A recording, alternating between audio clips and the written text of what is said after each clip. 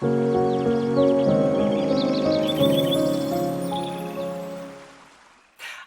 und herzlich willkommen zu einer neuen Pflanzenvorstellung.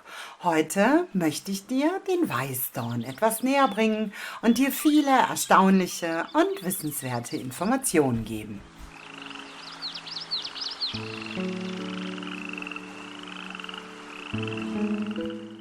Der Weißdorn gehört zur Familie der Rosengewächse. Der Name setzt sich zusammen aus den Begriffen weiß, was entweder die helle Rinde meint oder die rein weißen Blüten, und dem Begriff Dorn, womit die Sprossdornen gemeint sind. Denn auch wenn ein blühender Weißdorn so rein und wunderschön aussieht, man sollte besser nicht hineinfallen.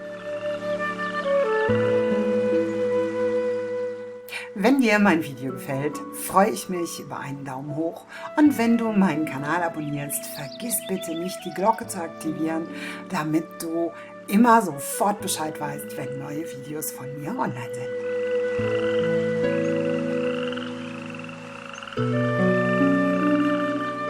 Wenn im Herbst die roten Beeren an den Sträuchern zu finden sind, dann lassen sich daraus leckere Marmeladen herstellen. Die enthaltenen Kerne sollte man besser vor dem Gelieren heraussieben, denn sie enthalten Blausäure wie so viele andere Pflanzen aus der Familie der Rosengewächse. Die Blätter schmecken in Alkohol eingelegt auch sehr lecker.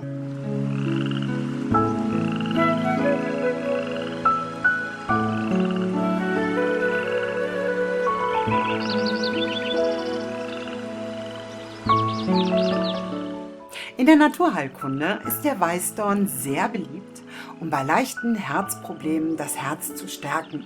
Auch sagt man, gerade ältere Leute, die ein etwas schwächeres Herz haben, können durch regelmäßigen Weißdorntee dieses sogenannte Altersherz ein bisschen stärken. Aber man sollte das immer erst mit einem Arzt abklären, was mit dem Herzen ist und ob Weißdorn in diesem Fall angezeigt ist oder nicht. Was ich im Herbst immer sehr gerne trinke, ist ein Tee gegen schlechte Gedanken. Und das Rezept habe ich unten in den Text geschrieben.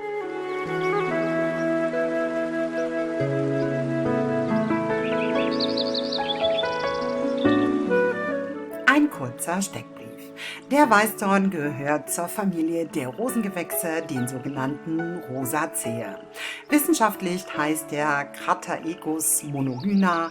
Verwendet werden die Blüten, die Blätter und die Früchte.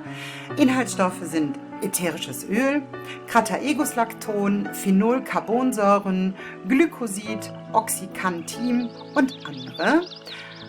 Angewendet wird er bei Erschöpfungssyndrom, Herzrhythmusbeschwerden, Schwindel- und Wechseljahrsbeschwerden. Die Eigenschaften sind gefäßerweiternd, durchblutungsfördernd und beruhigend.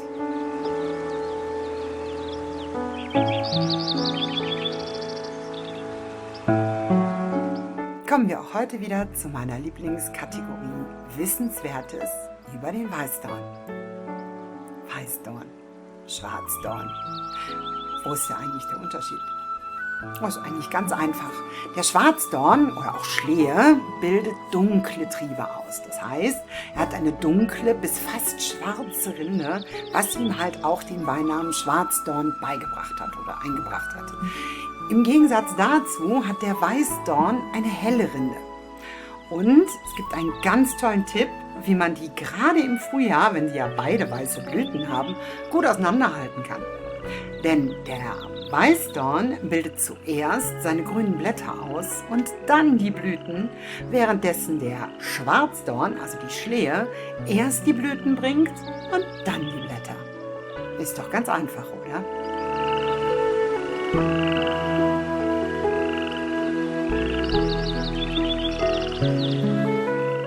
Wir kennen ja alle Dornröschen, die, nachdem sie sich an einer Spindel gestochen hat, in einen tiefen Schlaf fiel und von einer Dornenhecke umwachsen war.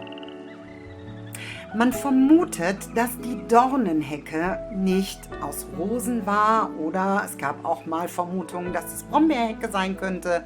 Nein, man vermutet, dass die Dornenhecke aus Weißdorn ist, denn Weißdorn ist viel widerstandsfähiger, als eine Rosenhecke es jemals sein könnte. Ach ja, apropos Dornröschen. Die müsste eigentlich Stachelröschen heißen, denn Rosen haben keine Dornen, sondern Stacheln. Das heißt, das arme Ding hat schon seit Jahrhunderten einen völlig falschen Namen.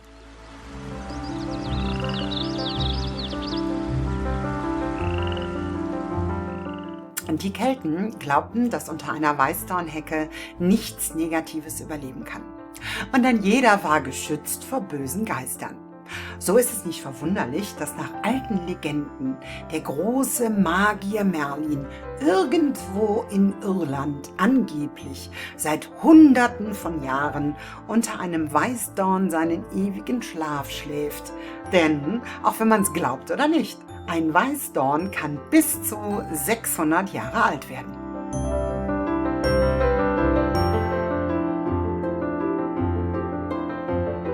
Der Glaube, dass einen der Weißdorn vor bösen Geistern und Krankheiten schützen konnte oder kann, geht so weit oder ging im Mittelalter so weit, dass man den Kranken einen Weißdornbogen band und diese entweder selber durchlaufen konnten oder wenn sie das nicht mehr konnten, dann mussten sie durchkriechen, um ihre Krankheit zu überwinden und wieder gesund zu werden.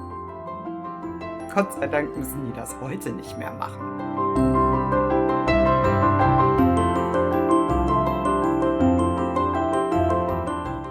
So, das war's für heute. Ich freue mich, dass du bis hierhin zugeschaut hast und wenn dir das Video gefallen hat, freue ich mich über einen Daumen hoch. Wenn dir der Kanal gefällt und du ihn abonnieren kannst, drück bitte unten auf den Abonniert-Button und denke immer daran, auch die Glocke zu aktivieren. Dann wirst du sofort informiert, wenn ein neues Video von mir online ist.